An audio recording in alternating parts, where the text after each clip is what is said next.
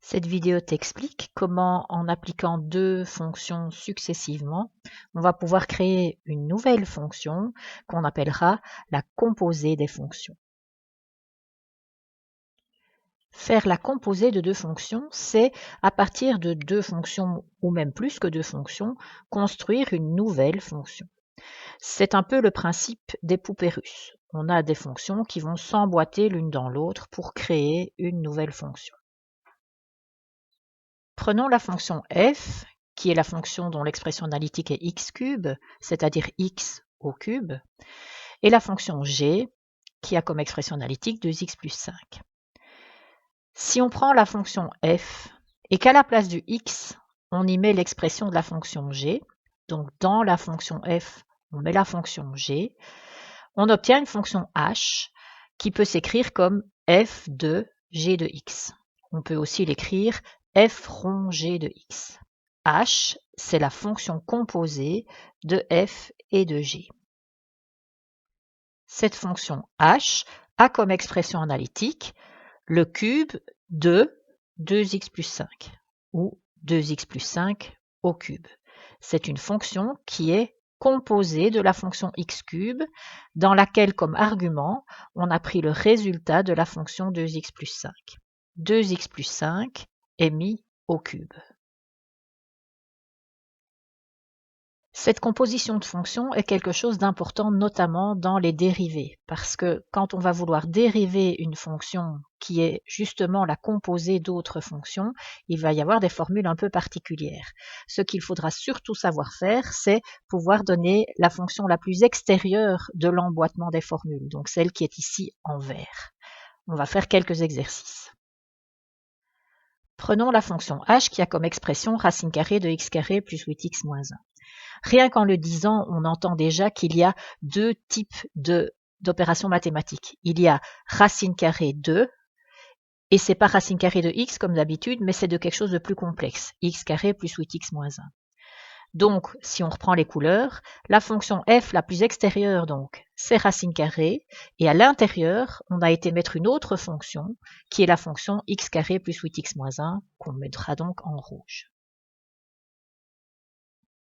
Alors, dans le contexte des dérivés, en fait, tu as déjà vu que l'expression avec un exposant est une expression qui est vraiment très utile parce qu'elle est facile à dériver.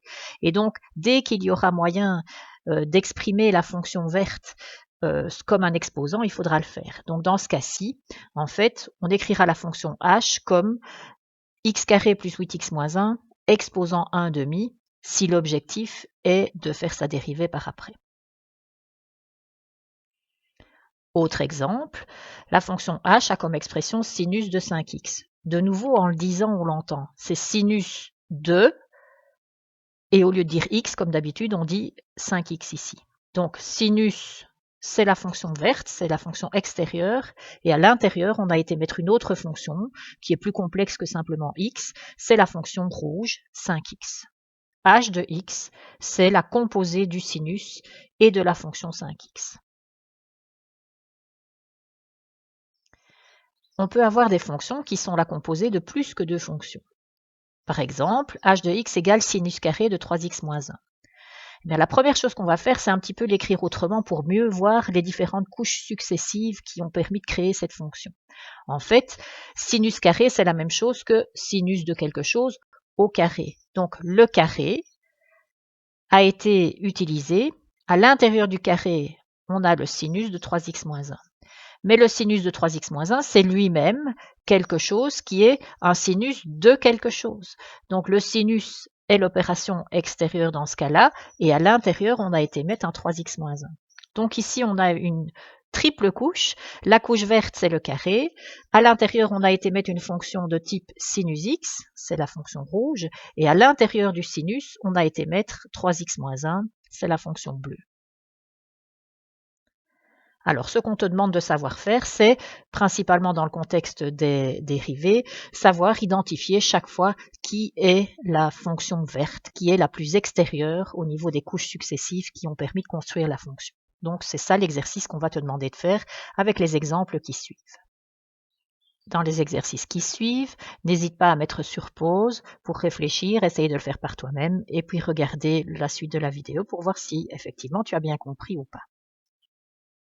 Je cherche à décrire comment a été construite par composition la fonction h de x qui a comme expression 1 sur 2x carré plus 5x moins 7 au cube. Il faut penser à l'écrire autrement. C'est en fait 2x carré plus 5x moins 7 exposant moins 3. Et grâce à cette écriture, on voit que l'exposant moins 3 est la couche extérieure, c'est la fonction verte. Et à l'intérieur, en rouge, on a une autre fonction, 2x carré plus 5x moins 7. Autre exemple, h de x a comme équation racine cubique de 5x cube plus 8x. De nouveau, tu peux mettre sur pause. La fonction h de x peut donc s'écrire 5x cube plus 8x exposant 1 tiers. Et cette écriture avec notation avec des exposants me permet facilement de voir que la fonction verte, c'est la fonction exposant 1 tiers. Et à l'intérieur, on a été mettre la fonction rouge, 5x cube plus 8x. La fonction h, c'est la composée de la fonction exposant 1 tiers dans laquelle on a été mettre la fonction 5x cube plus 8x. Voilà encore 6 exercices que tu peux faire par toi-même. Tu peux mettre sur pause dès que j'aurai fini de parler. Donc à l'aide de 2 couleurs, on te demande de réécrire chacune de ces fonctions en faisant bien apparaître celle qui est verte, la plus extérieure, et ce qu'on a été mettre comme autre fonction à l'intérieur. La composition de ces fonctions de couleurs va me donner les fonctions f qui sont données là. À toi de jouer. Et donc maintenant, voici les solutions.